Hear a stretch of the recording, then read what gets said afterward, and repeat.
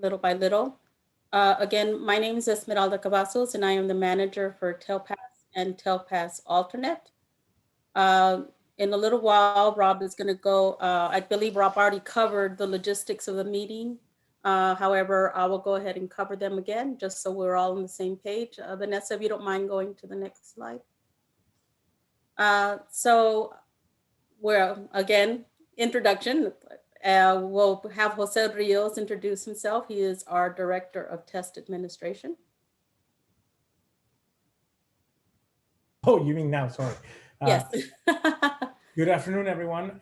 We are very happy that you join us today. This is our tradition now to have our TTN as we getting close to opening the TELPAS activities for the year. The team has prepared a refresher from our last visit around TELPAS on our ESC training. There is no changes in policy because, as we promised, we're going to give you all the policy changes at the beginning of the year. However, there are some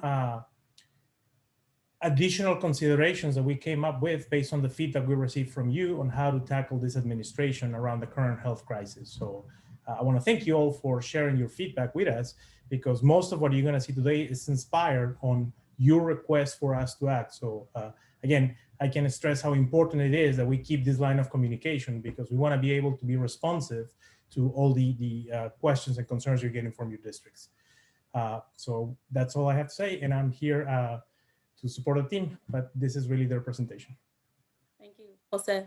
I also want to let you know that we have also some Pearson members here on the TTN, as well as some of our new vendor members from Cambium also here attending the TTN. Vanessa is going to go ahead and get started with the PowerPoint, but I wanted to kind of go over the logistics of the meeting. Really, you need to have your mics muted throughout the TTN. We'll be answering questions, I should say. You can see I've been answering calls all morning long. We'll be answering questions at the end of the TTN. Please provide those questions to your ESCs, and the ESC representative will forward those questions to us at the end of the TTN. So thank you very much, everybody. Again, this is our TTN for TELPAS and TELPAS Alternate, and Vanessa is going to get us started with part of the TELPAS section. Yes, it would help to unmute myself before I started talking. Good afternoon. As Esmeralda said, I am Vanessa Gallardo. I work on the TELPAS team at TEA in the Student Assessment Division. So I'll be going over some updates. Actually, I'll share our agenda. Some of the things we're going to go over in the TELPAS section: key dates, manuals, calibration activities, credentials, writing collection process, reviewing that special administration request, reminders about testing, online testing specifically. Again, reviewing that composite rating and our new speaking scoring guides that we released last summer. Forget we're already in 2021. Happy February, everyone. All right, so to get us started, these are some of the major TELPAS general dates. These are available on the District and Campus Coordinator Resources page under the Texas Assessment Highlights for the TELPAS program. So these are a lot of the big picture dates that are available. We wanted to make sure that we highlighted the assessment window for the grades 2 through 12 reading test. The window for assessment is between February 22nd and April 9th. Keep in mind, this is specifically for the online version of the TELPAS reading test for grades 2 through 12. If you submit a special administration request and are approved for a paper reading version, the window to administer that does close officially at 5 p.m. on April 2nd. So all of that needs to be done and completed by April 2nd. It's only April 9th that the extension applies for the online TELPAS reading. For holistic rating training dates, this is also on that same general TELPAS page on the DCCR. Wanted to reiterate the deadline for the April 2nd date, which involves the assessment window for grades K through 12, listening and speaking, and writing. So that's all grade levels, K through 12, as well as grades K through 1 reading. So all of the domains for K through 1, and then any holistic ratings that may need to be submitted. Again, this is also for special administration requests of listening and speaking, because if you are approved, then that would be holistically rated. And as a reminder, this also includes having your completion of your district validity and reliability checks. If scores, ratings, information is not entered by April 2nd, it cannot be entered after that. Keep in mind, if you do enter something and there is an error, we do provide a window after assessment, after the assessment window for you to make those changes. But in order for you to make changes, you have to have something in the system to change. We get that question every year, so I just wanted to make sure we clarify that. As a reminder, these are our new TELPAS manuals for this year. Those were available earlier during the school year. The TELPAS Rater Manual, again, is available only online. Those are not shipped to districts just because of the ease of the manual. Vanessa, pardon me, I'm getting some text that some of our folks are not able to hear. I believe that everyone else is listening, so it may be a local issue. Rob, if you are listening, do you have any suggestions for them? Should they just try to get in again? They should contact, who is it? Which region? 17, I believe. Right, Jen? Are you 17? What? She can hear me. What am I doing? Yeah. Let me text her. I'll reach out to 17. Is my volume level okay? Do I need to speak a little louder? We can hear you fine. I don't think it's you. It's just... Yeah, most of the state is fine, Vanessa. Please go ahead.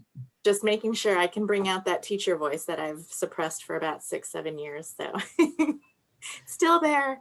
All right. Thank you, Jose, for letting us know. Hopefully we can get I just got another message that Region 20 is having the same situation. Again, it seems like it's not a statewide issue because the rest of us can. So please contact your local region TETN representative. All right, please continue. Thank you. All right, so yes, those TELPAS Rater manuals are available online.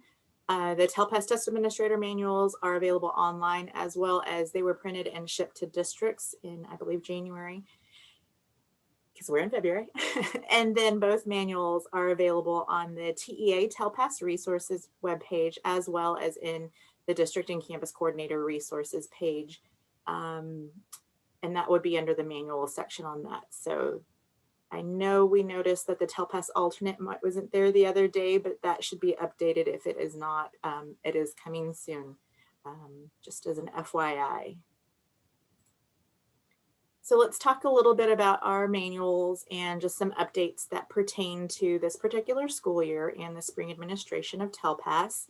In the TELPAS Rater Manual on page 14, you know how every year anything new to the program is in a little special gray box.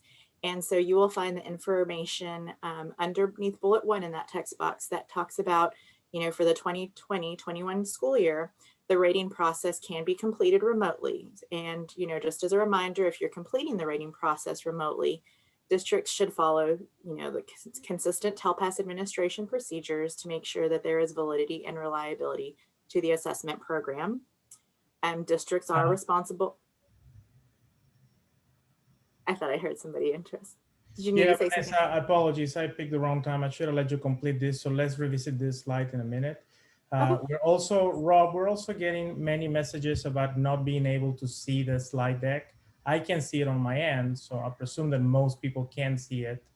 Yes, most people can see it. We can fix that real quick. Vanessa, will you please stop sharing and reshare your screen?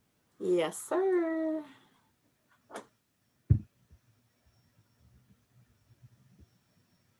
If I can, my mouse is acting a little.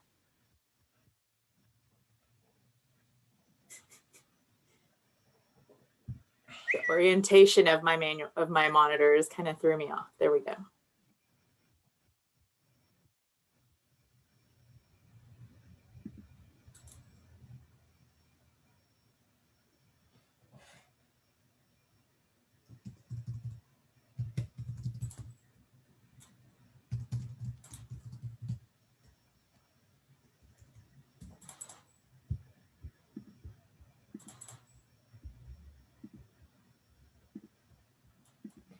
Apologies for the interruption, Vanessa. Thank you. Not a problem. Let me go back to sharing. There we go.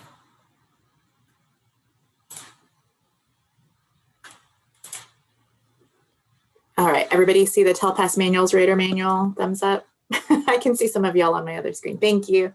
Thank you, Mary. See you there. All right, so yes, getting back to the remote completion of the rating process. So again, districts should determine which electronic tools they're going to use for the TELPAS rating process and ensure that all procedures are compliant with FERPA, just making sure you know that student information is maintained confidential. As well as a lot of the documents such as the rating roster and the cover sheets, as well as the verification checklist, do require initials and signatures. So making sure that those meet FERPA requirements and are allowable. Campuses that do happen to be chosen for an audit, a TEA audit, will need to just make sure that they have the capability to print those writing collections in that event. Again, that language is on page 14 of the rater manual. And just as an extra side note, when we talk about the rating process in that chunk of information, that does include every part of the rating process. So collecting writing samples, assembling collections, verifying those collections, and the actual rating. All of that can be done remotely. A lot of information.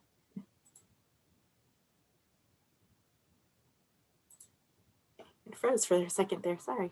Okay, so talking about the rater training activities, one of the first things that needs to be completed for new raters, as well as returning raters who have not completed calibration activities in the last 3 years, is that completion of that online basic training. Test coordinators may require those returning raters to complete activities if so determined.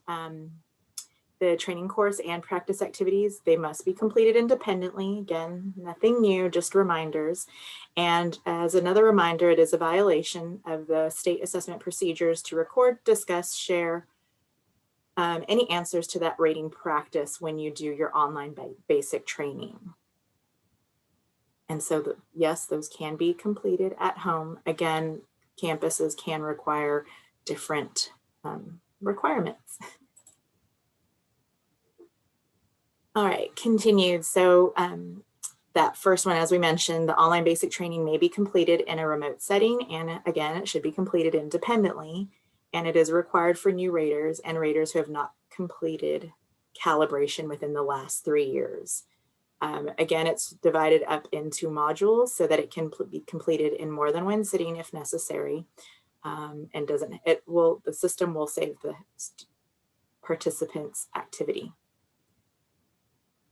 Reference to that guidance is available in our Spring 2021 assessment guidance document. And that is under the Spring 2021 TELPAS administration section of that document. That document is available on our TEA website when you go to the coronavirus updates page, as well as our student assessment overview page. So there's a few different places you can find that. As a reminder, since the online training center is saving history and information for any returning raters that have their email address changed because they changed school districts, they do not need to go in and create a new account. They should contact the Pearson Customer Service Center at the phone number there. If they're on the online training center, it also provides a link to the chat, as well as another mode of communicating with the Customer Service Center to have that email address updated. That way they do not lose their history of trainings and certificates. And the Customer Service Center can help them, in updating all of that information, as well as, guidance on how to access their certificates from last year if needed. Alrighty, so after you've been trained and done all that fun online basic training, we have our online calibration activities. Again, calibration is completed every year by new and returning raters. Sorry, I thought I heard somebody. Want to make sure we're all good. So yeah, no problem. Oh, please remember to mute your mics. Says all participants, and I changed it so multiple. Rob, I don't know if we're hearing you, maybe. Somebody. Just an open mic. Oops. All right. Calibration activities. Again, as a reminder, they must be completed in a monitored setting. And prior to creating that online training center account, raters are required to read the online statement and agree and affirm that they will complete the activities independently. Again, a reminder, it is a violation of state assessment procedures to record, discuss, or share answers to any of those calibration activities. This year, it may be completed virtually, and that could be through Zoom, Teams, Google Meet. Those are just some of the examples of some of the more popular platforms we've heard districts using in order to complete that. And so that is something new for spring of 2021. So when we talk about that new monitored calibration in a remote setting, please remember that this is specifically being allowed due to the state's current health situation, and districts have that option to conduct monitored calibration activities in that virtual remote setting. Calibration must still be completed in one sitting and be monitored by a proctor. Again, this is a reminder, the district has the discretion to require face-to-face monitored calibration activities. However, the district must still adhere to appropriate public health protocols, and individuals are not authorized to serve as TELPAS raters until they complete that state required training and calibration activities. This information, again, is provided in our spring 2021 assessment guidance on our TEA website and on the student assessment overview page in the specified section for TELPAS. There are also, I believe, some guidance on little topics to consider when doing calibration, monitored calibration in a remote setting.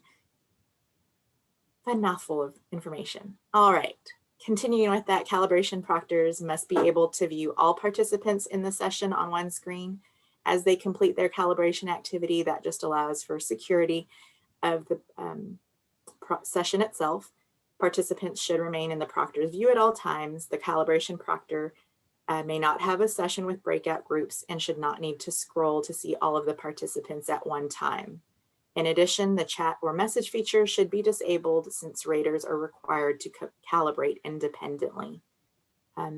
Again, for additional guidance, go to that spring assessment guidance document to the specific TELPAS administration section, and the specific question that has the details of other things to consider when doing a monitored calibration in the remote setting is under the question that specifies how should calibration activities conducted in a remote setting be monitored. There's a few bullets and guidance that we would strongly encourage as best practices. Vanessa, if you don't mind, I want to stay on that slide for a second, the first bullet, because again, this has come up with our discussions with many of your districts, and we're learning that districts are very creative on how to approach this. So what we mean there about the breakout groups is not necessarily you can have a breakout group. What we mean is that everyone that is participating in calibration should be monitored by a proctor. We have large districts that want to start with large groups and break them in breakout groups, but it still puts someone monitoring that. So to me, that's nothing but a different session, right? So that's the point of the breakout group. Like, don't send them on their own to do something. Thank you, Vanessa. All right, so let's get started with the reminder of the rater credentials. So again, for kinder through first, those rater credentials include the teacher must, which includes a substitute teacher that is going to rate the students, have the student at the class of the time, in class at the time of the spring assessment window, be knowledgeable about the student's ability to use English in an instructional and informal setting, again, because they are observing the students in all 4 domains for kinder through first. They must hold valid teacher credentials for Texas, and that can be a teaching certificate or a permit, as well as be appropriately trained in the holistic rating process and rate the student in all eligible domains. So you would not have 2 different raters for one student rating half of the domains. The teacher that is serving as the rater has to rate all domains.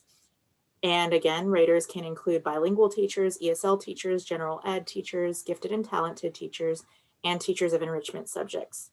Paraprofessionals may not serve as raters for TELPAS, as a reminder. And again, this is in the TELPAS Rater Manual as well as in the DCCR. The 2 through 12, grade 2 through 12 rater credentials, if it's only for writing, are as follows. For a rater, specifically a centralized rater, they do not need to have the student in class at the time of the spring assessment. The rater that is selected to rate must still hold their valid education credentials for Texas, which again is a certificate or permit, and be appropriately trained in the holistic rating process.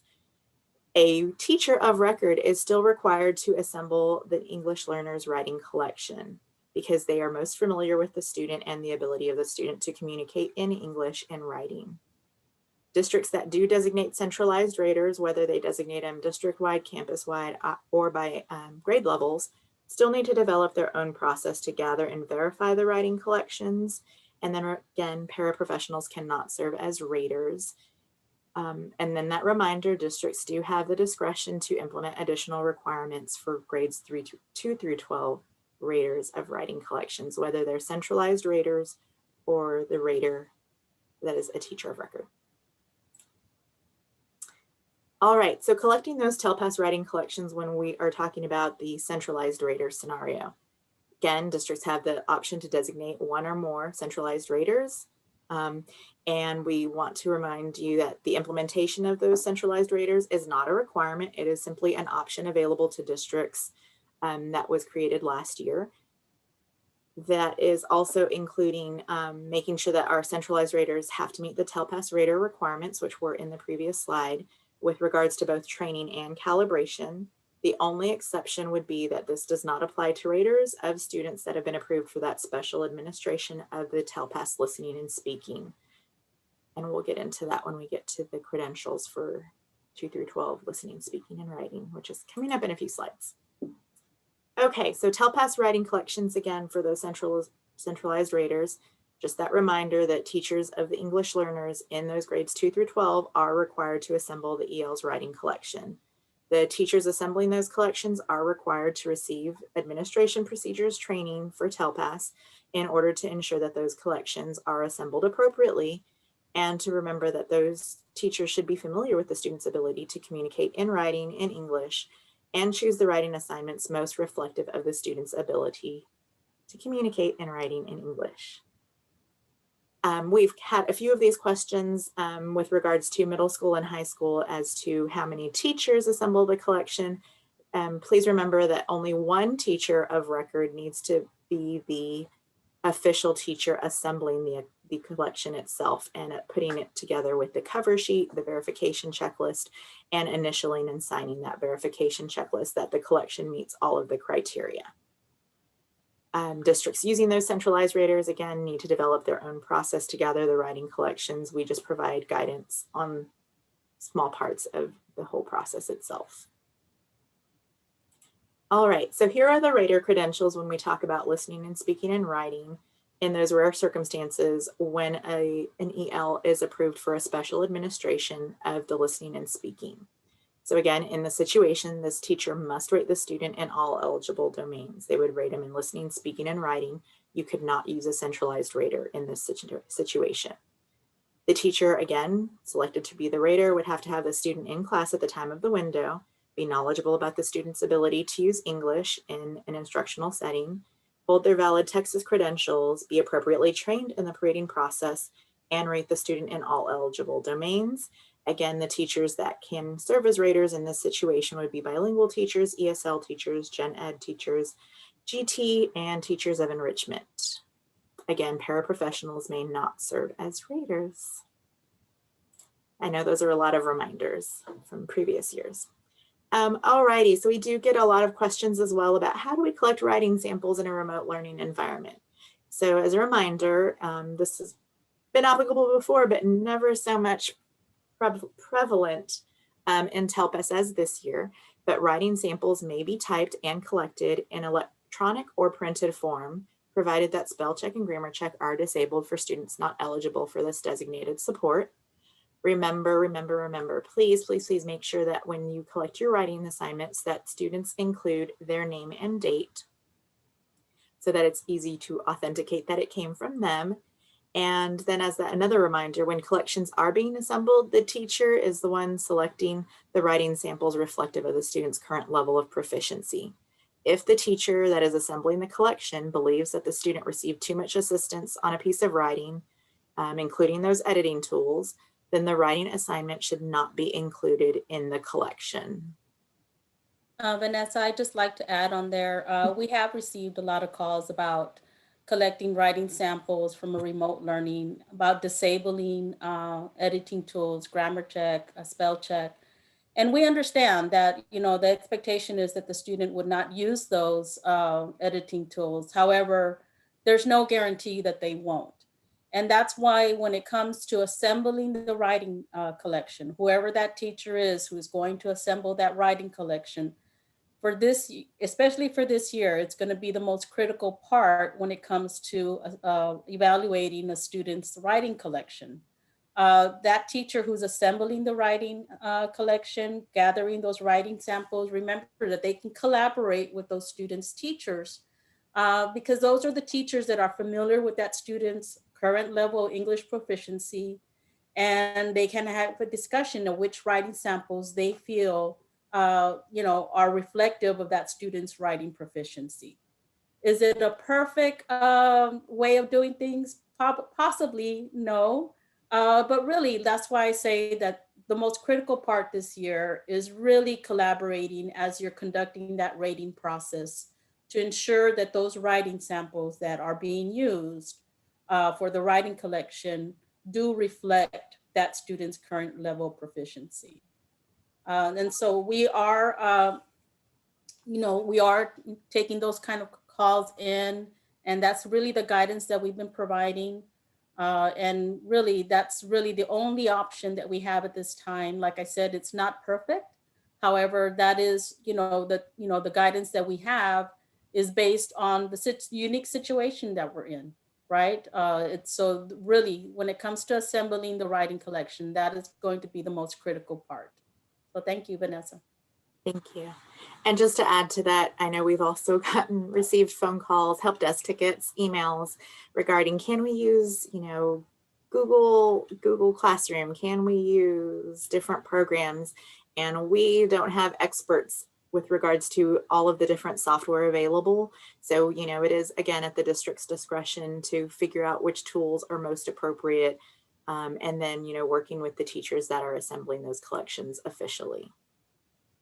And that kind of reminds me of remembering that that when it comes to using all these different online platforms, that keep in mind that, if there is ever a TA writing audit, you need to be able to make sure to produce hard copies of those writing samples.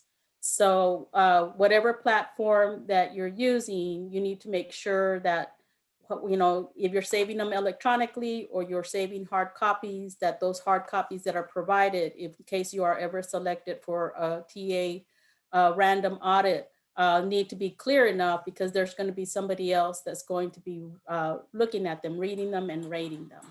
So, you need to make sure you have that in place, and again, making sure that those students' name and dates are on there as well.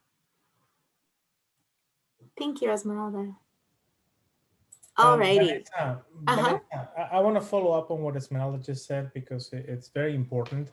We've been talking to a lot of districts, because right now they're trying to figure out the most appropriate way to address this component of TELPAS. And we've heard some really creative and good ideas.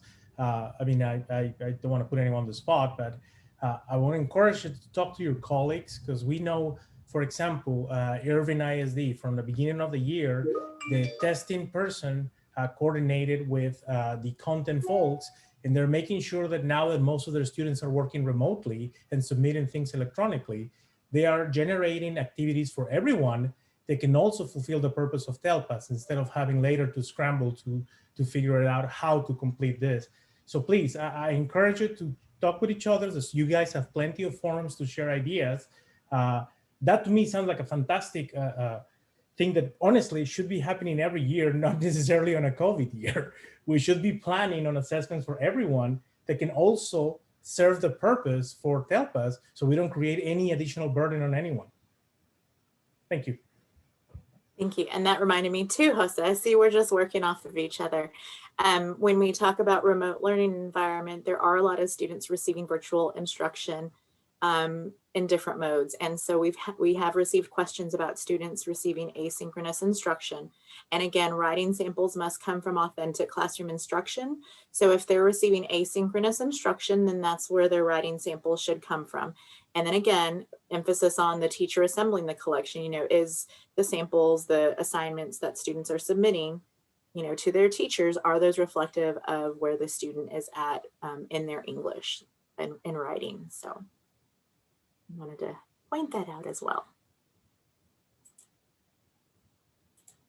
Alrighty, so last year was the first year for our centralized raters, and we had updated the cover sheet last year, and it had 2 extra rows on that cover sheet that had signature and printed name for the teacher that was assembling the collection.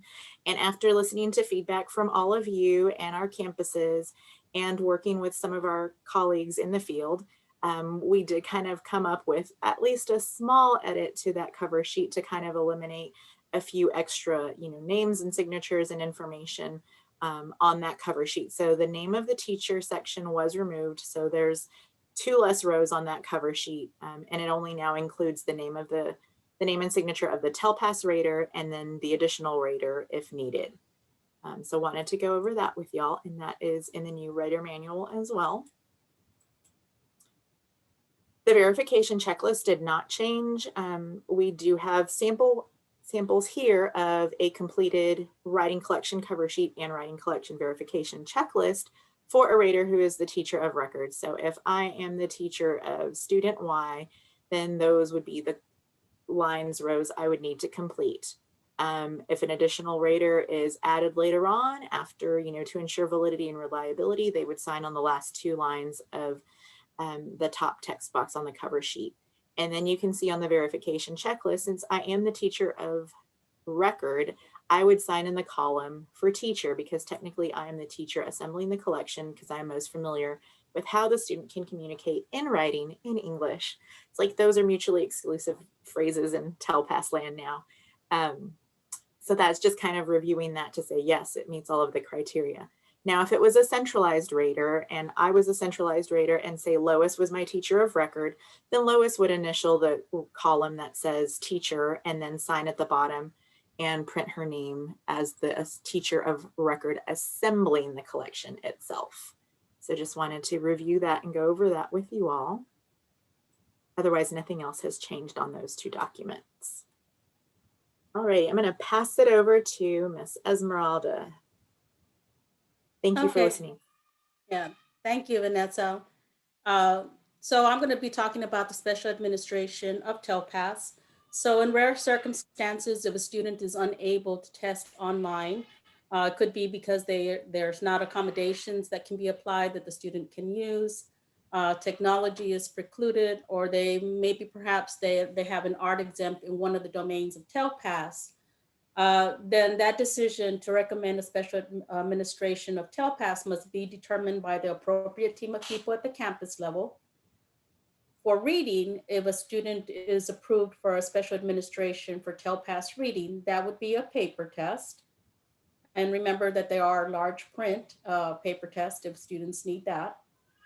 For listening and speaking, that student, if they're approved for a special administration for listening and speaking, that student would have to be holistically rated in those 2 assessments. Well, depending on if they have an art exempt on one or not. So they would have to be holistically rated. And that request can be found in the DCCR. It's an online form that districts complete, and that is submitted to TEA.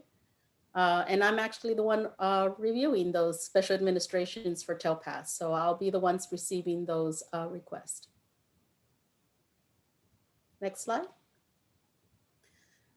So when it comes to online assessments, in our spring 2021 assessment guidance in the general section, it talks about online assessments. And in order to ensure equity for all students, the students have to be present in a monitored test session, and they must be supervised by a trained test administrator. Now, as Vanessa pointed out earlier in the calendar, the online test for reading has been extended an extra week. So there are some extended windows. And the reason for that is to allow flexibility in scheduling these assessments and more opportunity to test all the eligible students who need to take those tests. Of course, we still want to make sure that districts follow appropriate public health protocols during any administration. Next slide. Now, when it comes to the holistic assessments, we know that many teachers are providing remote learning to students. And so, really the teachers must be able to provide multiple opportunities throughout the assessment window in order for those students to demonstrate their level of English proficiency. Now, as the teachers are providing those multiple instructional opportunities, it can be done remotely. They just need to make sure that they have enough sufficient information in order to accurately rate that student.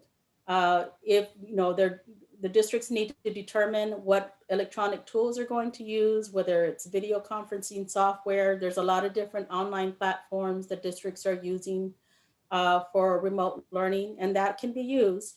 However, again, you need to make sure that you're providing your students instructional activities, multiple opportunities in order to collect all that information to provide an accurate rating. And then, of course, districts need to ensure that that holistic rating process, if it's being done electronically, is valid and has to meet FERPA regulations. Okay, next slide. So when it comes to online, when it comes to TELPAS testing, what are the allowable activities? So within the test itself, there are some what we call gray box directions. Those gray box directions, they may be read, clarified, translated for the student at the student's request. Now that's important, it's at the student's request. Students, when it comes to, if they're taking their listening and speaking tests, they can prepare their spoken response, they can plan it out. There's a notepad within TestNav, they can use scratch paper and really think about how they're going to respond to a certain prompt when it comes to speaking. And then that's when they can start recording their response. So that is kind of the best practice when it comes to students. Students need to make sure also that if they have recorded a response, they need to make sure that they go back and listen to that, make sure that their speaking response was captured, that it was audible. And that way, if it wasn't, they have another opportunity to do that. Remember also, remind students that when there are some recorded prompts. And so within the test itself, students can listen to those recorded prompts as many times as they need. Next one. So here is those gray box directions that I said within the test itself. So if you're a test administrator and a student asks you for assistance with that gray box direction, that's what it is. It's directions within a gray box. And like I said, you can translate it. You can modify it a little bit for the student to understand. Of course, it has to be at the student's request. Next one. So some best practices for students when they're taking their speaking tests: make sure that their microphone is, remind them that their microphone is close to their mouth, not touching their lips, avoid whispering, give as much detail as possible, speaking in complete sentences, use the academic language that you have been working with them. If they don't know a particular word in English, that's fine. Just make sure that they are able to express themselves using a description of that word in order to relay their message. Remind them not to be playing with the headset, or microphone, or headset cord. And then make sure that, that they're listening to their speaking responses. Now, I know there has been a concern about, the headsets and due to the unique situation that we're in. So we encourage you to have your students, with the mask, of course, and following health protocols, to practice with using the practice sets or release test, and then really listening to it. We have gotten some feedback from districts saying that they have had students doing that and they haven't found an issue. However, we would recommend that you do that with your students too, having them practice with the mask as they're trying the practice sets, and really listening to ensure they understand what volume of they need to speak in when they're speaking into the microphone. Next slide. So starting in 2019-2020 school year, when it came to the report card, only each domain proficiency rating was provided, and the overall composite rating was provided. The composite score was no longer provided after 2019-2020.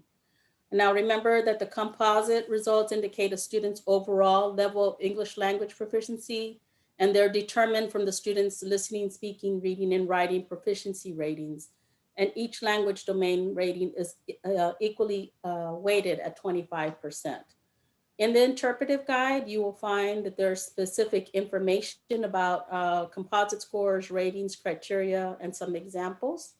So that is a resource that you can use when you are trying to determine what information is provided in regards to TELPAS results. Next slide. Last July 2020, there were speaking scoring guides that were developed. And these scoring guides include a transcription of the student's scored speaking response and an annotation. Those can be found at the Pearson's Texas Resource Center. And they're broken down by the different grade bands. And if you go to the next slide, Vanessa. So here is a question. It will give you a transcription of the student's response. And it gives you an annotation of why that student got that particular amount of points. Next slide. These are slides you've probably seen over and over, but really these are all the TELPAS resources that we have.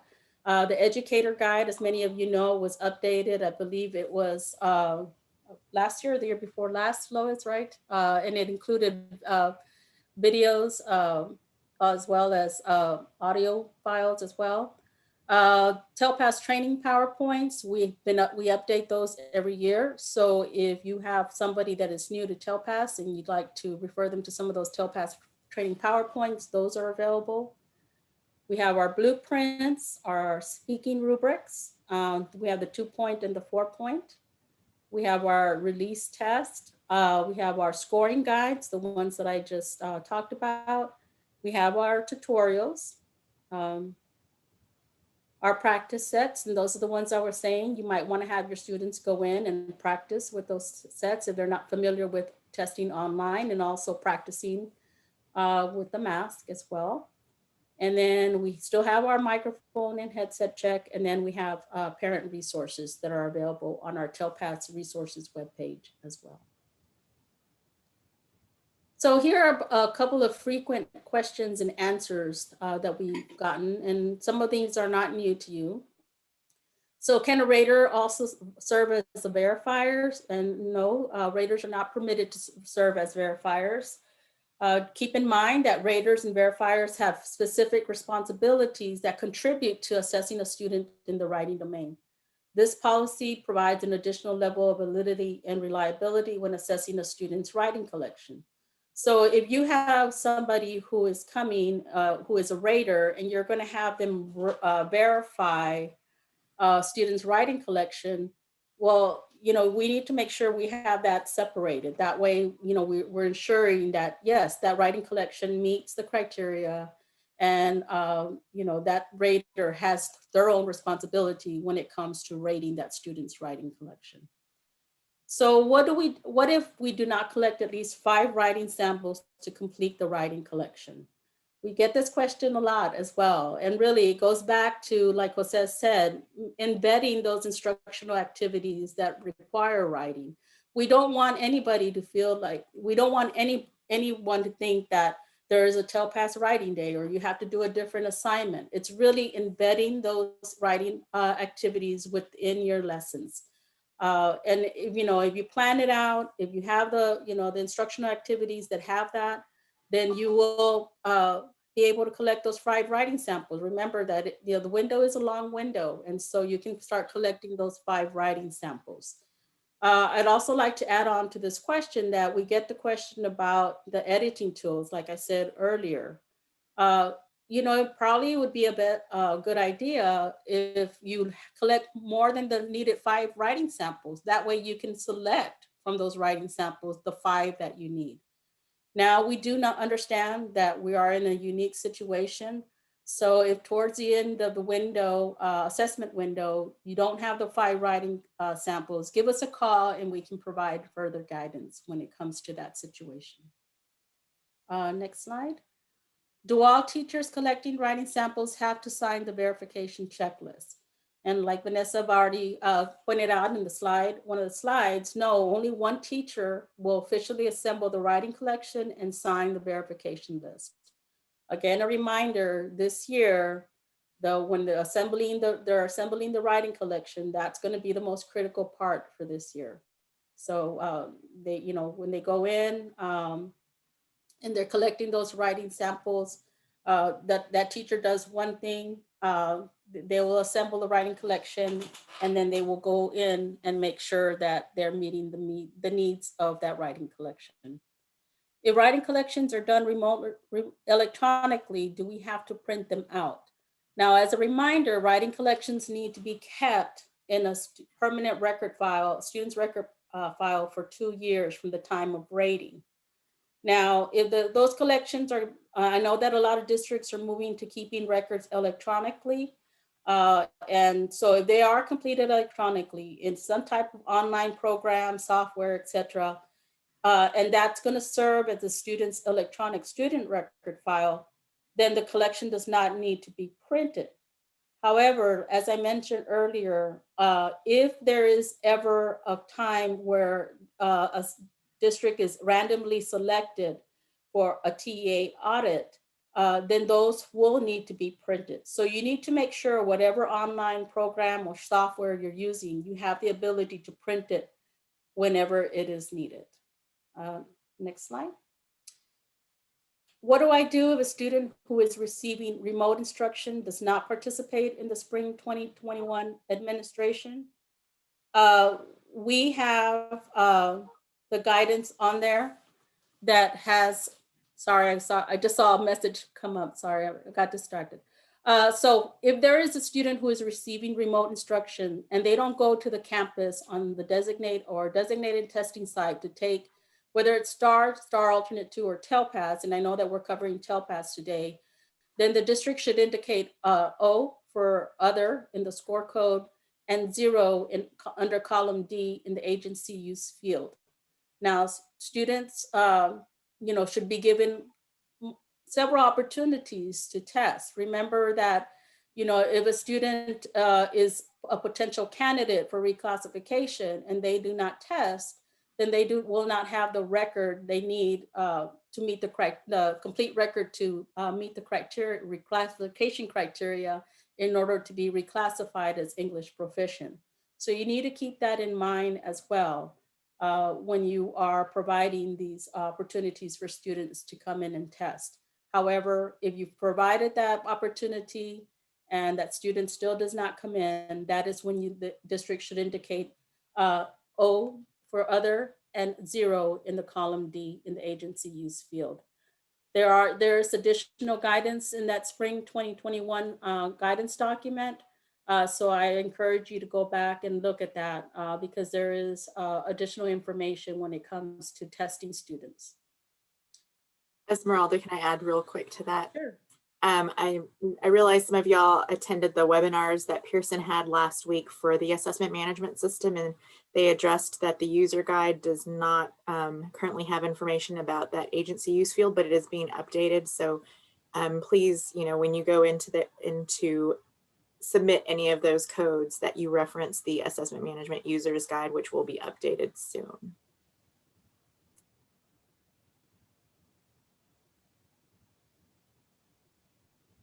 All right, thank you, Esmeralda. Thank you, Vanessa. Hi, I'm Lois, for those of you that I haven't met. And I will be presenting the TELPAS alternate section for everyone. All right, so we're going to cover some key dates like we did in TELPAS. And then we're going to do a TELPAS alternate review for those of you who might be new to TELPAS alternate. And then we'll look at some of the minor changes that have been done for the alternate, some to the observable behaviors inventory, and then some very minor changes as well to the test administrator manual for TELPAS alternate. All right, here are our key TELPAS alternate dates. And I point out our assessment window just to show you that for TELPAS alternate, it matches the TELPAS online reading date. So this is February 22nd to April 9th. So the TELPAS alternate window is that longer window. Just a kind of a quick review of what is TELPAS alternate. It's a holistic inventory. It is for students with significant cognitive disabilities in grades 2 through 12, and it assesses all 4 domains, just like TELPAS, general TELPAS does. The alternate is aligned to the ELPS, but it's based on alternate proficiency level descriptors, and these were created so that we would address the needs of this very specific population. So students taking TELPAS alternate are English learners, grades 2 through 12. I said that on the previous slide. They have significant cognitive disabilities. They're in the process of acquiring English proficiency in listening, speaking, reading, and writing. So what is a student with a significant cognitive disability? Well, these are students that have 1 or more disabilities that significantly limit their intellectual functioning, as shown by their ability to plan, comprehend, and reason. And also it significantly limits their adaptive behavior, as shown by their ability to apply social and practical skills, a very specific population. All right, who's assessed with TELPAS alternate in grades K1? There is not a TELPAS alternate. All students in grades K1 are assessed with TELPAS K1 holistically rated assessments for all 4 language domains. For grade 2, there are participation requirements, and these are available on our TELPAS alternate resources webpage.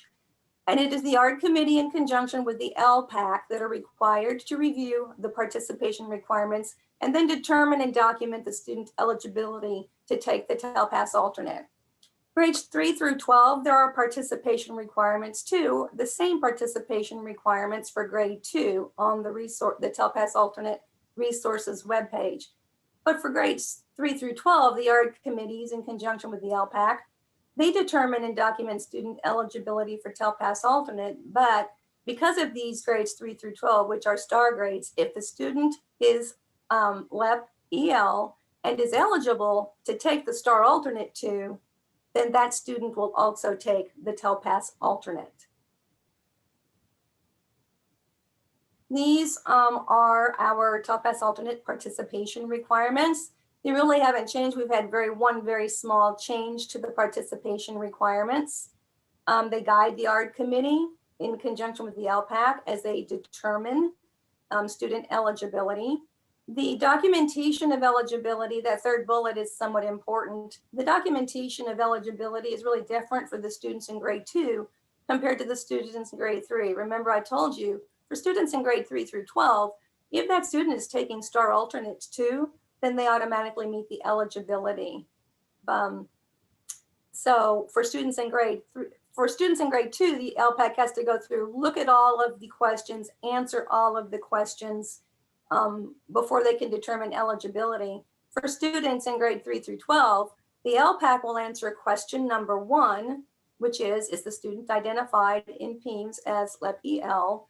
And then they'll initial the assurances in step 2, because they've already met eligibility if they are taking star alternate 2. The update that I just wanted to point out is on the 2nd page down at the bottom. When you discuss the assurances, we've just added that digital initials are now allowed. And we started this last spring when the situation changed and a lot of districts were doing things remotely. So we just put that in there so that you don't have to call us and ask us, because digital initials are allowed. I mentioned earlier that we developed alternate proficiency level descriptors. They are domain specific and they do define how well ELs at 5 proficiency levels, not 4 like TELPAS, are able to understand and use English in social and academic settings. And then these descriptors also show the progression of the second language acquisition as they move from one level of proficiency to the next. They do help the teachers. It is a roadmap. I like that word, roadmap, to help teachers tailor instruction to the needs of their English learners. These PLDs are located on the TELPAS Alternate Resources webpage. All right, this is the observable behaviors inventory. Test administrators are going to mark this inventory based on their knowledge of a student's English language skills over a period of time. It is a holistic judgment is what it is. And they think about over time where that student has been performing, right? So each observable behavior describes characteristics that students learning English demonstrate as they gain proficiency. So we have, 10 observable behaviors for every domain, 10 for speaking, 10 for listening, 10 for reading, 10 for writing, a total of 40.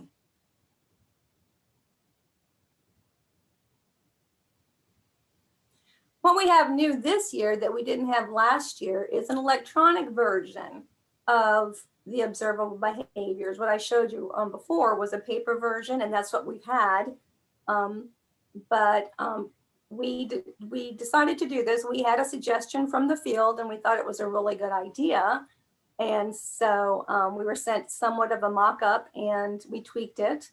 And so if you're using the electronic version of the observable behaviors inventory, then districts have to determine the electronic tools and the procedures that they're going to use when completing these observable behaviors. And then the districts also have to ensure that all procedures meet the FERPA regulations. Again, this electronic observable behaviors inventory is on the TELPAS Alternate Resources webpage. We do have the observable behaviors notes version, and this is a version that educators can use during the entire school year to become familiar with the observable behaviors and to make notes concerning their students. It's a good idea to start early on. That way you can date and make notes here and be able to track which observable behaviors you actually have seen and which observable behaviors you still need to see. The notes version is also found on the TELPAS Alternate Resources webpage. Thanks, Vanessa. Go ahead. Now, along with the notes version, we have the observable behaviors with classroom examples. We've developed this tool for our teachers to help them better understand the descriptions of each of these student performances for each observable behavior. We've got some examples that are given here. There's an elementary example for each observable behavior, and there's also a secondary example. And what they do is they give an idea. They describe one way that a student can demonstrate that skill across the 5 proficiency levels. Here we're looking at a listening, about distinguishing sounds. Some of the observable behaviors, we added some classroom examples last year in the spring. So some of the observable behaviors have 2 elementary and 2 secondary, but not all yet. I do say yet. But these are a very helpful tool for teachers to use, especially when they are noticing that they have observable behaviors that they have not been able to mark, and maybe they're not really quite sure what that means. They can go to the classroom examples and see an idea. All right, so using them, right, like I said before, the purpose of each example is to illustrate how a student can demonstrate the skill. Now, like I said, that's one example. There are many other classroom activities. There are a multitude of classroom activities that can be used as examples for the observable behaviors. They are not intended to be used as test questions or performance tasks. Teachers don't have to replicate them at all. Though if they want to use one of those examples, of course, they certainly can. but we do encourage the teachers to use their own activities in the regular classroom setting when determining the student's ability.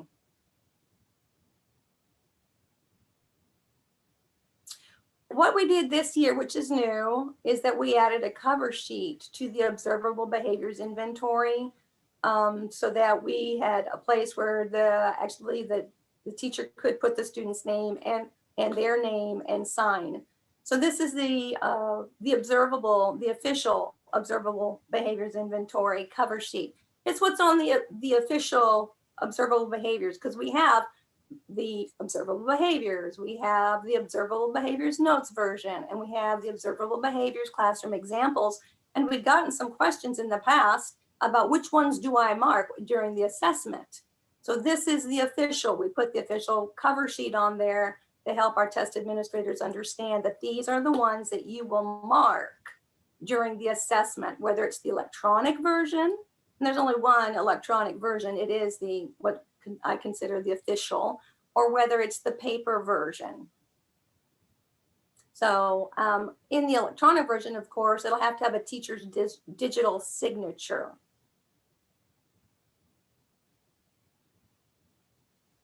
I show you this just to show you that we've got these cover sheets, but you notice there's no place to fill out students' names on the classroom examples. There's no place on the notes version for a teacher to put her name. These are just the helpful resources that you can use. There's no signatures that will be added at all. One other thing, those that we did that's a little new, it's a little bit of what we added to the manual. We added this test administrator checklist. I noticed last summer when looking at the TELPAS manual that they had this nice little neat checklist that helps keep that test administrator organized. And I thought, oh, I needed to add that to the manual. So we put that in the manual for our test administrators. Our training, we have, for training purposes for the TELPAS alternate, we have the TELPAS alternate test administrator manual. And then we have our series of training PowerPoints that are available on our TELPAS alternate resources webpage. Again, they're short. These have been tweaked just a little bit to change some of the dates, to update them, but they're not required, of course. But we do highly recommend that your TELPAS alternate test administrators view the PowerPoints. They're very informative. They're short. You can break them down when you've got 10 to 15 minutes, then you can, read over one or read over two, because they really do help you become familiar with the unique aspects of a TELPAS alternate administration. Just like TELPAS with their resources, TELPAS alternate has a group of resources as well. We do have the TELPAS and TELPAS alternate educator guide. And yes, Esmeralda, you were correct. We did update that guide and put back in some samples and videos and annotations that had been there several years ago. We did that and re-released it last spring. We have the participation requirements. We have the observable behaviors notes version. We have a parent brochure. We have the test administration manual, and we have all of the training PowerPoints, all these resources that can be used to help parents. The parent brochure is important because it helps parents understand the TELPAS alternate, which is different than the TELPAS, the general TELPAS, and then all the other resources for our test administrators to become familiar with this assessment. Just wanted to point out, I know that Pearson in their webinar last week pointed out this page, and I wanted just to kind of put it in ours and point it out again because it's a great resource. You can access TELPAS and TELPAS alternate resources all in one spot. It's very nice and neat. It's very easy to access, and it's really simple to navigate. So I encourage you to go find this webpage and just kind of look over it and find all of the documents. We have a couple of frequently asked questions. How can a student who receives remote instruction be administered TELPAS alternate during the spring administration window? Well, just like TELPAS holistically rated activities, teachers must provide multiple opportunities throughout the assessment window for students to demonstrate their level of English language proficiency. It can be done remotely as long as those test administrators gather the information they need to designate and mark those observable behaviors so that student gets an accurate rating. So that's why we do have those notes versions and we do have those classroom examples. So you can use, if permitted by your district, use electronic tools, right? Video conferencing, you can collaborate with other support personnel for the student that you are trying to mark the observable behaviors for. So we just want to make sure that districts ensure that this rating process, that the holistic rating that the student gets is valid. And then also that all FERPA regulations are maintained when you're using electronic tools or storing electronic information. And again, this is all found in that same guidance document that TELPAS is also found with. Can students be art exempt from participating in specific domains for TELPAS alternate? No, there are no domain-specific exemptions for the TELPAS alternate. You have to mark all 40 of those observable behaviors, right? But there is the medical exception for those students who meet the eligibility for that. What are the training requirements for TELPAS alternate test administrators? We get this question every year. Do TELPAS alternate test administrators have to calibrate? TELPAS alternate test administrators are required to be trained annually in TELPAS alternate administration procedures. Right, this is in the TELPAS alternate test administrator manual on page 16.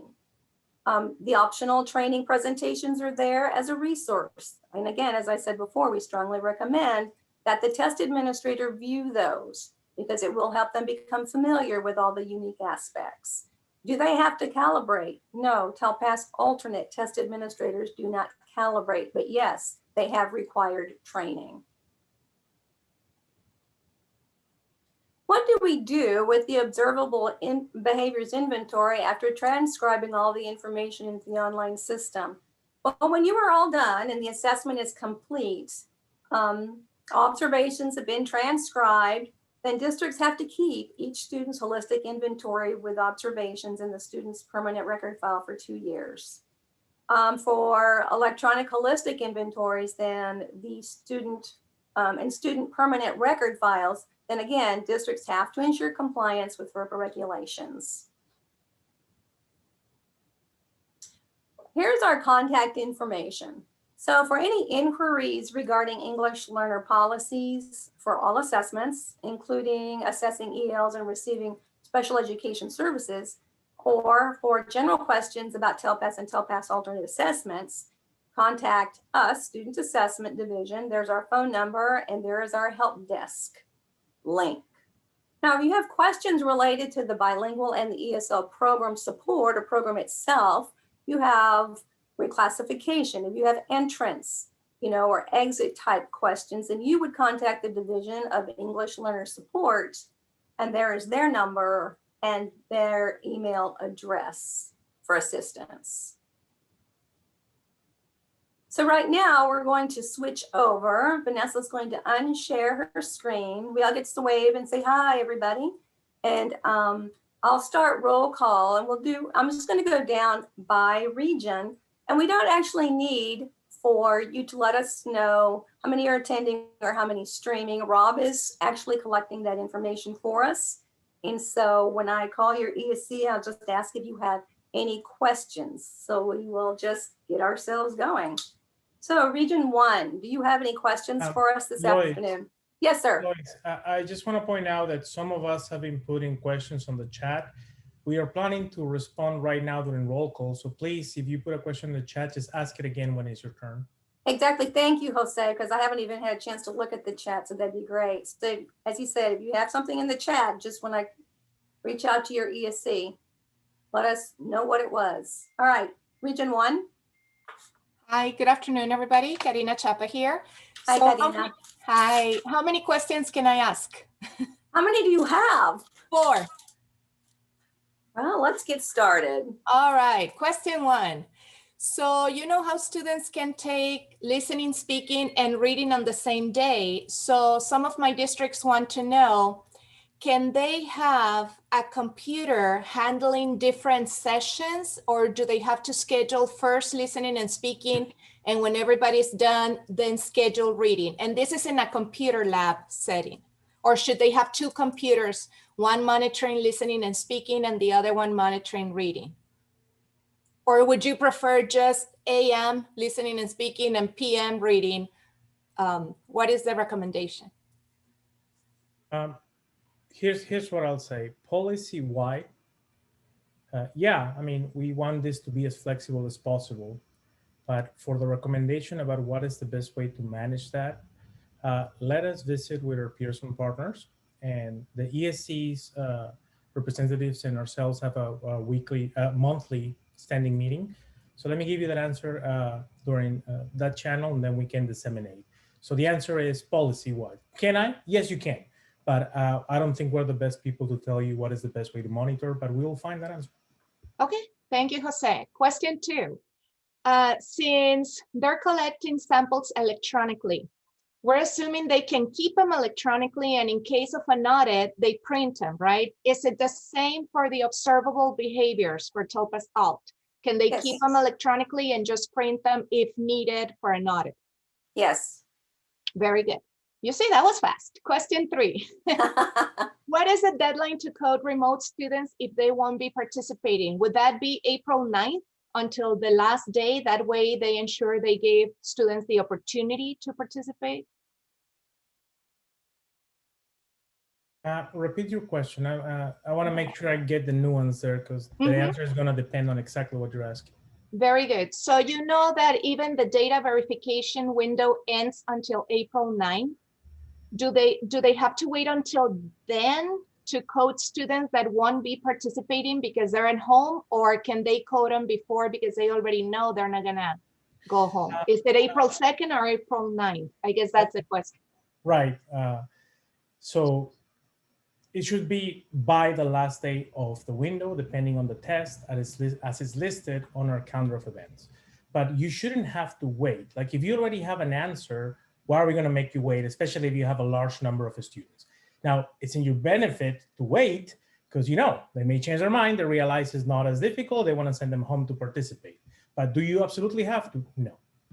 Okay, sounds good. And my last question, what type of documentation should they be collecting if a student is unable to complete the 5 writing samples before they call TEA to let you know they won't be completing the 5 samples? I would just say that they would just need to document, you know, the assignments that the students have been given. If they're not participating, you know, document the student didn't submit the writing samples. You know, it's really kept at a local level. It's not something that they have to submit. But really, you know, just giving those students those multiple opportunities. And if that's not happening, you know, if students are not logging on, completing those writing activities, then just document that they, you know, they provided them several opportunities and the student just didn't submit that particular writing sample. Very good. Thank you all. Thank you, Karina. Region 2, please. Any questions?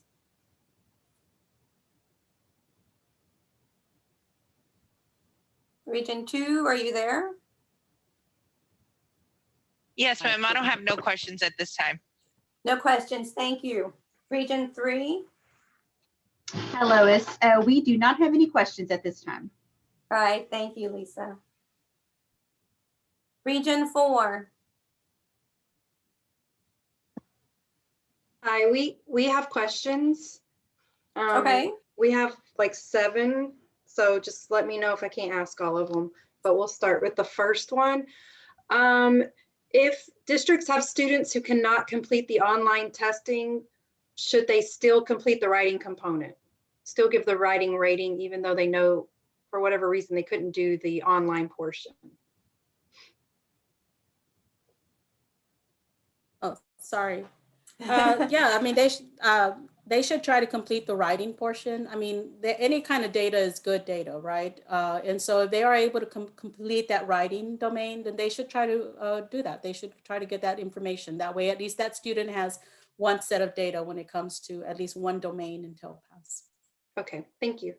The next question, can a teacher that works on 2 campuses be a rater on one campus and be a verifier on the other? Well, that's kind of a tricky question because we keep saying that it's a rater cannot be a verifier. Well, here's what I'll say, Esmeralda, especially Sure. particularly because we want to be as flexible as possible. This Right. The point of that rule, hopefully everyone understands, is that you can verify your own work, right? And what's the Right. purpose? So if they're verifying collections that someone else put together, then sure, why not? Okay.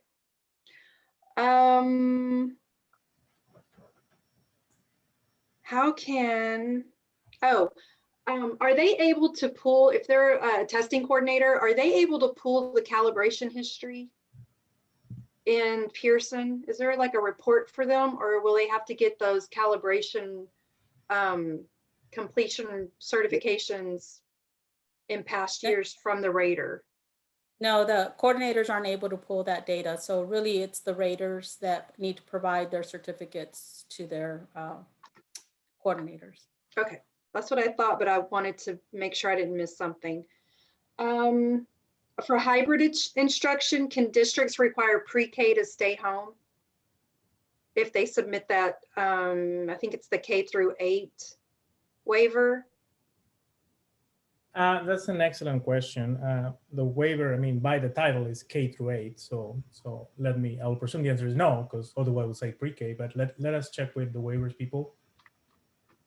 Okay, and I had another waiver question that came in kind of at the end, and I don't know what, hang on. Do we need to submit the application for the waiver approved by the board for those remote learners who do not participate? Do we need to submit? Or maybe she's asking, does she need board approval? Is that the question? If you want to email me that question, I'll get the answer from the right team. We're not the right team to answer that. Okay, and then hang on. I'm taking the questions also for Region 2 and Region 3 since they didn't have any. What do we have? What do we do in a situation where the teacher does not hold valid credentials in K-1? So are you saying because they're going to be, well, because they're going to be holistically rated, and we're saying that it has to be a teacher that is, if it comes to that, give us a call. I think that we can, there are some options that we can provide, but I just want to make sure I understand specifically the situation that's going on at that particular campus. Yeah, ultimately, that requirement is so in case there's an irregularity and we need to pursue an investigation on the person, it's tied to a valid certificate, right? So as long as we can have someone, for lack of a better term, who can respond with their certificate, put it on the line, in case something happened, we probably are okay. But it'll be best if we bring that to our legal depth and provide you an answer in writing. Okay. I have one more, or you want to go to the next person and I can do it at the end? No, we reserve 2 hours. Go for it. Yeah, go for it. Okay. So this person's or a district is saying that they have been required to participate. The students are required to participate in Zooms, and they're specifically talking about kindergarten and first grade remote learners. And they're saying that as long as their coursework has been completed, the teachers have little to no interaction with the students. So how would they rate listening, speaking, reading, writing without knowledge of their abilities? Applying the ELPs as part of your instruction is a requirement. So I don't understand how you can do that and still implement the ELPs that are required by law. So I think you need to ask for that district, how are they defending that first? And then we can, when we understand how they're defending that component, we can probably give you a better answer. Okay. Thank you. And I will, if I have more, I'll email you. All right, thank you. Thank Region you. 5? We're here and no questions. All right, thank you. Region 6? Hey there, we do have several questions. All The right. first one, we have a paraprofessional in K-1 holistic, and they know the students best. Can we use the paras to collaborate? So are you saying that the paraprofessional can collaborate with the rater, the teacher? Yes. Yes, that is allowed. All right. And then the next question is, what can campuses do if a student forgets to write his or her name and date on the submitted sample for the collection if submitting electronically? So all efforts should be made to making sure that it's the student that's writing their name and date. That really ensures that it is that student's writing sample and that writing sample was collected within the assessment window. And so it really should be the student that's putting that name and date on there. However, we do understand that there may be situations, rare situations, where a student might forget to put their name and date. So if the teacher who's assembling can confirm or verify that it is actually the student's writing sample and is within the assessment window, they can put that name and date on there. Right. So Esmeralda, if you don't mind, I want to add to your response. So ultimately, all this guidelines that we have and policies is for all of our benefits to protect for breaching security and confidentiality, right? So if your district is comfortable defending that sample belongs to the student, even though someone else attach a name or type it on a spreadsheet, that's probably okay. But they need to have a process to be able to defend that, right? If you get audited and you get asked, how can you know that this sample belongs to Jose? If there's an answer to that, we're probably okay. But that is what we want to make sure that we take any effort to link easily the sample to the student. Seems like the easiest thing is to have them write it down. But now they're working remotely, they're typing, so there's no way you can know if they're the ones typing. But basically, that's what you need to be ready to respond. Can I defend that I identified and I'm sure that this sample belongs to Jose? Thank you. I have one last question. If a student receives large print, do we need to apply for a paper admin of the reading TELPAS, or is there a Zoom feature on TELPAS reading like the STAR platform? If they're going to get a large print, it would have to be with a special administration request for TELPAS. Okay, thank you. That's all the questions from Region 6. All right, thank you. Region 7.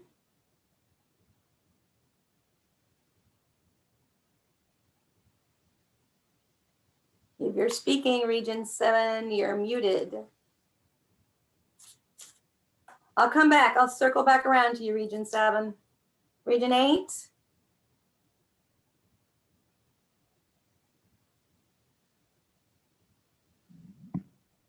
All right. I have no questions. Is that Region 8? Yes, I'm Region 8. Okay, thank you very much. How about Region 9? I feel like an auctioneer. Region 9. No. Hello, I'm Shannon filling in for Holly Hawkins, and we have 17 and 2 remote. Any questions? No. Thank you. Region 10? Hi, Region 10, we had a couple of questions, but we can answer them on our end, so thank you. Great, thank you. Region 11? Region 11 has 2 questions. First one I put in the chat, so let me go back and find it here. This is the opposite scenario. So we have a teacher that is homebound and can't come up to school, but the students are there. Is it best for them to do the observable behaviors on TELPAS alternate, or should the aide in the classroom? Does the teacher have any interaction at all with the students in the classroom? I believe so. I believe via virtual. The virtual, so she's got interaction. So you know you can collaborate. You can collaborate with the TELPAS alternate. So that teacher and then is it the aide you said that's in the classroom? Yes. They need to just collaborate. Certainly, they can collaborate together to mark those observable behaviors.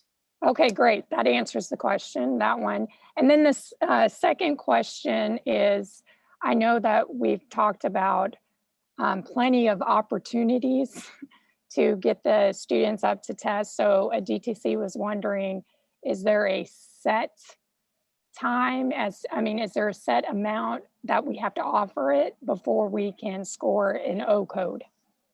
I know, Jose, you said if they already know for sure, not to delay it, but if they don't, is there some like? Yeah, unfortunately, I don't think anyone in the agency is going to tell you what is the right number of times to attempt to score, get a record from a student, because we all want the best for them, and the best for them is producing information that we can use to modify our instruction. But I will say, like I said before, if you already know that he's not going to show up, then why keep at it, right?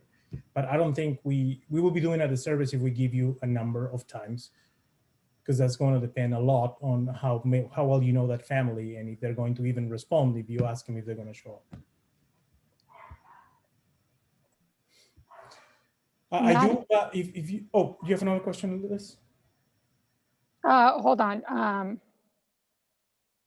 Yeah, I guess so, but it says a student who is assigned to a virtual teacher from a different campus, where does his online portion of TELPAS need to be taken? Home campus or virtual teacher's campus? Well, where he's enrolled is where we're going to send the results, right? So that's what I will say. That, okay. It's probably in the best interest of the home campus because they're going to receive those results. I do want to go back to the question about the large print, because I also want you to consider if there's an opportunity to project that test on a wall or put it on a larger monitor for that student. That's probably preferable before going the large print route.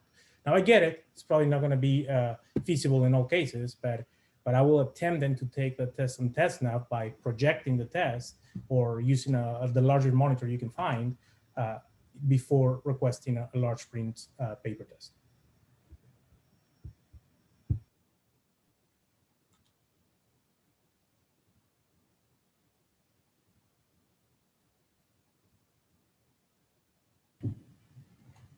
Are we moving on? Was that your last question, Elizabeth?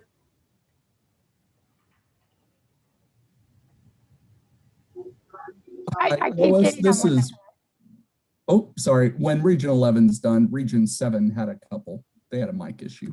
Okay, I'll back up to them next. I guess the question just said for TELPAS Alt, did you say that the teacher does not need to calibrate, only train? For TELPAS alternate, the test administrator does not calibrate. They have specific training in TELPAS alternate test administration procedures. There is no calibration for TELPAS alternate. None. There's no such thing as calibration for TELPAS alternate. Okay, thank you. That's all.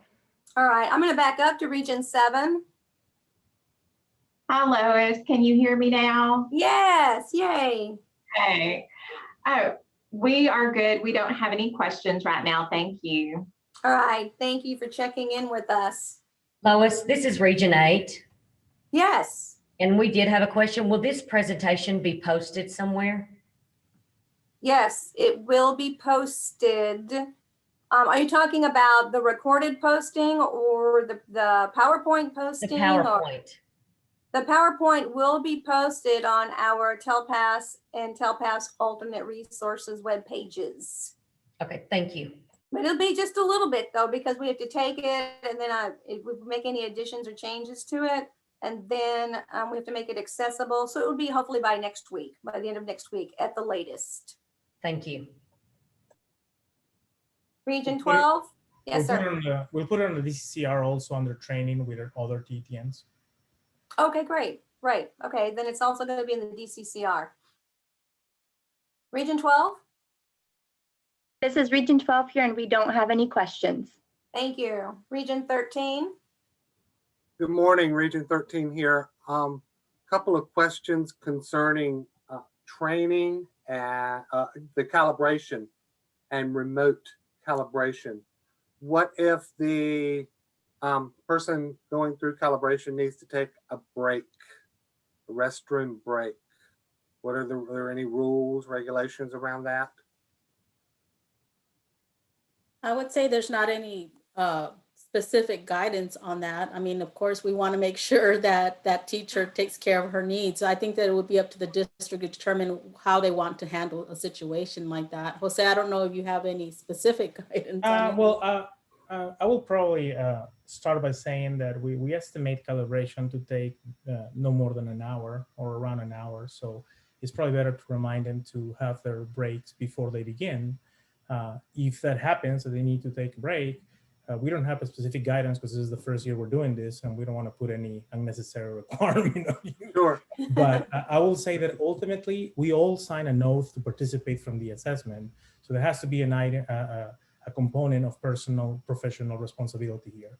So remind them that if during that break we end up learning that something happens, well, we have actions to be taken from it, right? Yeah, sure. And along those same lines, what happens if there are internet glitches during calibration or remote calibration training? Well, internet glitches can mean many things. So I will recommend that they call us and we help them figure it out together. Okay. Thank you. That's all I have. Thank you. Region 14. Hi, this is Andy, Region 14. We have no questions. Thank you. Region 15. Hey Lois, this is Mary. Mary. Surprisingly, no questions, but that's because probably I've been bugging you and Vanessa since I think 2 weeks ago. So thank y'all ladies for all of your help. I truly appreciate it. Thank you. You're welcome. Region 16. Hi Lois, it's Mary at Region 16. We don't have any questions today. Thank you all. Thank you. Region 17. Good afternoon. This is Elda with Region 17 in attendance, and we don't have any questions today. Thank you. Thank you, Elda. Region 18. Hi, this is Maria Mata with Region 18. We have no questions today. Thanks. Thank you. Region 19. Hi, this is Region 19. Can you all hear me? Yes. Oh, thank you. We're having some technical issues. So we have a few questions. Will the reading star results affect the students' reclassification? Sorry, can you repeat that question again? Will the reading star results affect the students' reclassification? Well, it's part of, I believe that is part of the reclassification criteria. I do think we have some of our EL support staff here. Carly? Hey, Carly. Hi. Yeah, I can jump in. So right now, currently, our English learner reclassification is as it's posted, which does include that component for the reading academic assessment, which is based in grades 3 through 10 on STAR. Thank you. Our next question is, can a highly qualified permanent sub holistically rate? Well, it depends if that sub has that certification. There are some substitutes that are maybe retired teachers or they are just coming in to sub. If they have that certification, then they can come in and be raters at that time. Just a few more, I'm so sorry. If the teacher of record has an inter certificate, is she able to collect the writing samples and then a rater score the writing pieces? If she's just collecting the writing samples? Yes, to collect them and the rater would score them. What is the certificate that you said? Sorry. Inter certificate, I believe they don't have, it's an interim, like a temporary permission certificate. Can you email me that question? Because I just want to make sure I understand what that certificate is related. Yes, ma'am. I will email that to you. And then another one for one of our districts, it's a charter school, and within the charter school, some of the middle school teachers do not have a teaching license, but they're highly qualified through their degree. Can they be raters? When it comes to charter schools, they just have to meet whatever requirements the charter, that school's charter has for their teachers. So some charter schools require their teachers to be certified, others do not. So it's going to be dependent on whether they meet whatever requirements are within that school's charter for their charter school. Great, thank you. And the last one, can TELPAS be administered on a Saturday? We've had this question come up before, and I know that there isn't anything in the system that won't allow it. However, Jose, I'm not sure if there's any updated guidance. Yeah, in regards to that. so let me address that. So the system will allow you to activate a ticket on a Saturday. However, we will not have support for you during a weekend, right? So if something were to happen, you will have to wait until the following week for that to be solved. So while yes, you have the ability to use a Saturday, I want you to consider if it's really the best solution, right? We already provide extended support during the days, so maybe you want to consider you can accommodate the creative ways we heard, right? Like doing more than one session a day. We also have extended our windows as long as they can be. So if 9 weeks are not sufficient, then not sure if a Saturday is going to be. But so again, that's the response. You can, yes, but you want to consider if it's really going to be the best solution in case something happened. Thank you so much. Those were all our questions. Thank you. Thank you. Right, Region 19? That was me. Region Oh goodness, 19. I forgot to check you off. I'm so sorry. No Region problem. 20. Thank you. Region 20.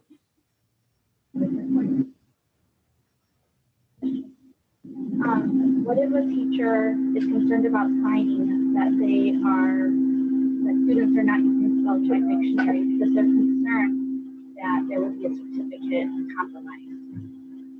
You're going to have to repeat that. I'm sorry, we're having a lot of difficulty hearing you. Try again.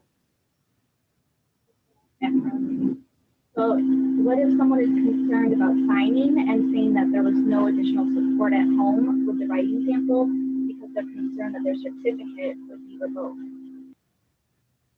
I think it kind of goes back to what I had mentioned earlier, that when they're assembling the writing collection, that's going to be the most critical part this year.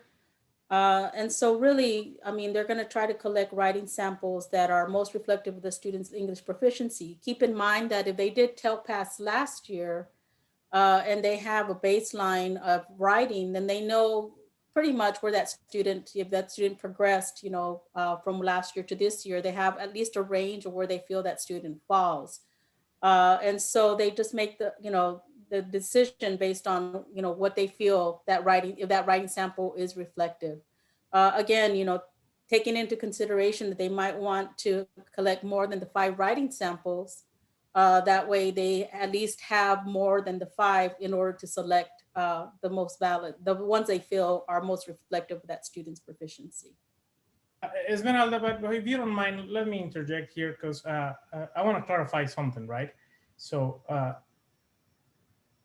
no one is going to get their teacher certificate revoked because the student was sneaky enough to cheat and you didn't catch it, right? That's why we have investigations.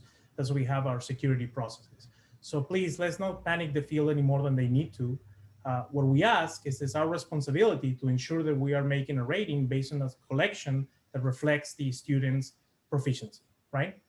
If that student last year was a beginner based on his collection, and all of a sudden this year, out of the 5 samples, we said he's an advanced high, and we have no way to validate that those samples didn't have any 8s, well, that is a bad verification of the collection. So, but let's not panic our districts, because it's in nobody's benefit to assume that because a student was able to cheat, their certificate will be revoked. And also to add to that, and what Esmeralda and Jose both said, when the teacher is rating the collection, they're rating the entire collection. So if they're unsure about one particular writing sample, they're not scoring that whole collection on one that, let's say, looks like an advanced high, while the others are more appropriately scored at an advanced. Because, you know, that's what the rater's purpose is doing, is to make sure, like, where does the student fall consistently on those PLDs in the rubric to figure out what their rating should be. So, you know, again, just reiterating that and reminding them, and if they struggle, as they mentioned, to have all those writing samples in the collection, give us a call. Can the practice tutorials on TestNav be done at home? Can the practice tutorials on TestNav be done at home? I think that was her question. Okay. They can, right? Yes, they can be done at home. Okay. Thank you. And then on page 13 of the rating manual, it states students' ratings will be reviewed by the campus principal. Can you clarify what the principal's role is? I'm sorry, I'm having trouble hearing you. I'm Had not to sure. do on page 13 of the manual. Was that the right page? About the writing samples being verified by the principal? What was it? Something Can about you the send, principal? can you send your question through the chat? Maybe that would help. Good idea. Speak up. Can you hear me I better? have access to your chat. It's the TETN person who has that access. He asked what the But I can email the you. principal's Then, role. then why don't we do it by email? Because I want to make sure that we don't misinterpret what you're asking. Yeah. Carolina, we could hear you better. Okay, well, I think what she's trying to ask for the rating, the rater manual is on page 13. It specifically says that the students' ratings will be reviewed by the campus principal. And so they want clarification on what's the principal's role in that rating. I'm assuming it's just reviewing the rating. It's not. It's really just ensuring that all the rating process pieces have been done. You know, they already have been rated. So it's really them looking at the ratings and ensuring that all the pieces have been taken care of when it comes to the rating process. Thank you.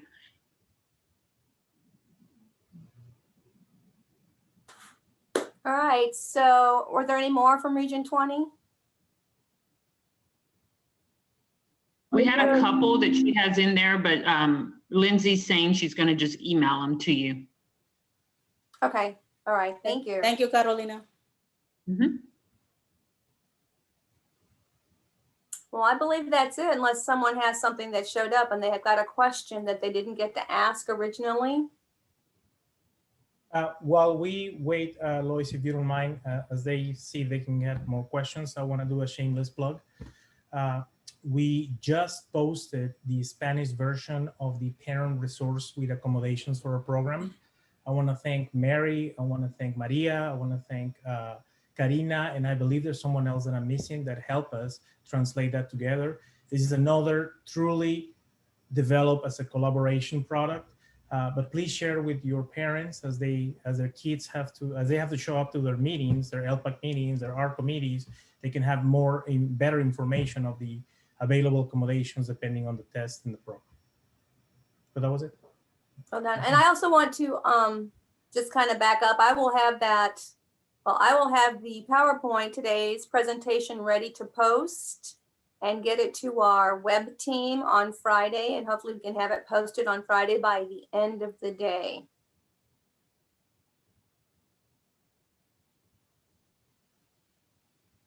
Well, I think that looks like we've reached the end of our presentation. I don't see any other questions. Something just appeared in the chat as it just went from 6 to 7. No, it's Karina reminded me that we also had Itzel collaborating. I knew I was missing someone, so thank you, Itzel. Give her kudos. All right, so Esmeralda, anything else to add before we leave? No, thank you everybody for participating in our TETN and listening to all the information. Of course, we're always available to take any questions that you may have. We have our help desk ticket system in place. You can, of course, you can still email us and call us, and we're available at any time that you need. Thank you so much. Appreciate it. Thank you. Thank you, everyone. Thank you. Happy TELPAS season. Yes.